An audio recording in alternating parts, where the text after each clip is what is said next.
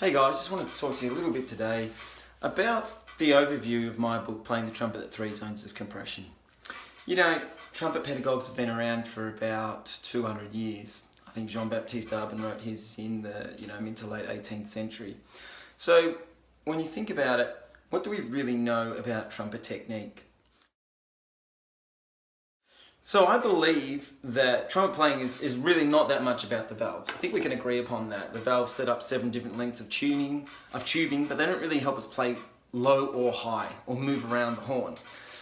What we do know, I think we can all agree upon, is that the air support is key to what's going on, and that we agree that the tongue arch, the way that the back of the tongue works in the oral cavity, is doing something, and that the orbicularis oris, the muscles of the lips, are doing something. We don't necessarily agree as trumpet players on what they're doing, what they should be doing, the directions in which they should move, yada yada yada. But for my money, I think we can agree that the lips are buzzing inside the mouthpiece. And we can also agree that all of these things I just spoke about, you can't see. You can't see the air support, you can't see the muscles around the lungs when you're playing. Whilst you're playing, you can't see what your tongue's doing in your mouth, and you can't see what your lips are doing inside the mouthpiece. You can kind of get a general idea of the muscle direction by looking out at your face, but you can't see what's happening inside the mouthpiece without a visualizer.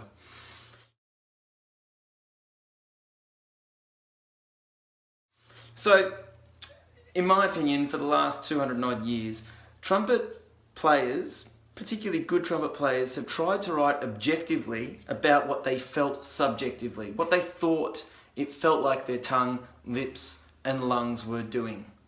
Okay, so I think whenever you're analysing a concept of trumpet technique, if we can't see what we're doing without doing x-rays and a like of people playing, then the question has to be, does it make logical sense?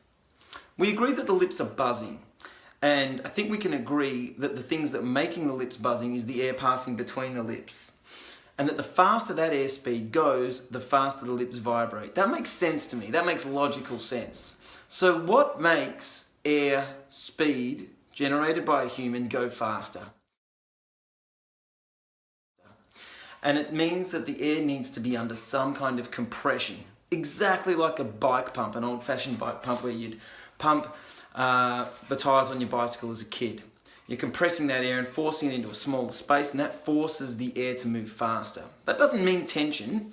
You know, I think if I sat here and tensed the legs, the muscles in my leg, you could feel the energy coursing through my legs, and I can feel the muscles working, but it's not doing anything. It's not productive energy. And I reckon that's a good definition of tension.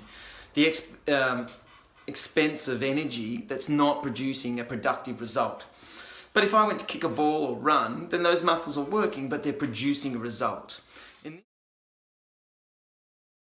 The muscles around the lungs are generating compression by squeezing the lungs like a big sack of air. We need to take a big, relaxed, deep breath, like to fill those lungs with air so that the muscles have something onto which to compress. As the air enters the oral cavity, the back of the tongue rises in the mouth and compresses the air against the roof of the oral cavity.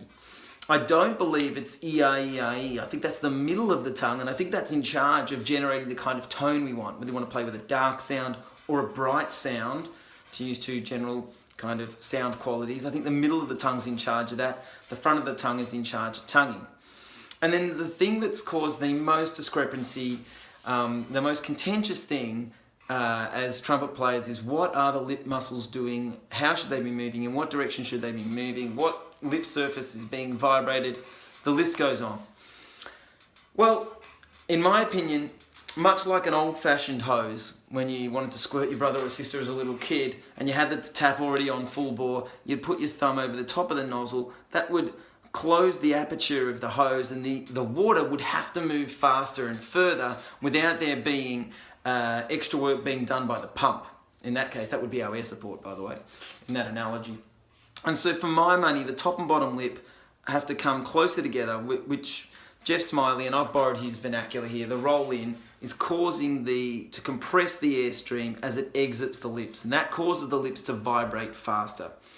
Whether the top lip's vibrating and the bottom lip, or whether the top lip's vibrating against the surface of the bottom lip, as the Stevens-Costello method kind of advocates, I don't know, and I actually don't even think it necessarily helps us as trumpet players to know the answer to that. It'd be good, I'd like to know out of curiosity, but I think I think that the lips need to come together.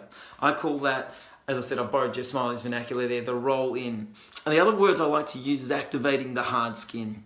Everyone's lips go from being soft and fleshy on the inside to the harder lip skin as your lips get closer to your face. And so with my students, I often use that phrase, activate the hard skin. So they go from like that soft and fleshy kind of tuba,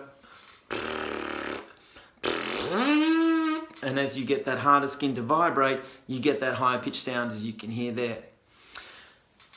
The moment of genius for my book, that sounds a bit egotistical, but I think the key in my book is, and what the book's driving at, is that if you can get the 3 zones of compression, air support, tongue arch, and roll in, balanced, then you can find the most optimal and efficient way to play the trumpet. And I think that is the key, and that's the kind of message that the book is peddling. That the exercises are driving at you to find a balance point where you're generating just the right amount of compression via the lips, air support, and tongue arch in tandem for any given note, and that will change obviously depending on the pitch of the note and the volume of that note. Cool. So there you have it, guys. That's the book in a nutshell. Check out the book. It's available at the website www.daimonbrunton.com. But there it is in a nutshell. Cheers, guys. Good luck and all the best. I think we're all on the same team here. Every one of us, as a family of trumpet players, wants to be producing good music. That's what we're here for. We want to see each other succeed together as a family of trumpet players. Good luck, guys. All the best.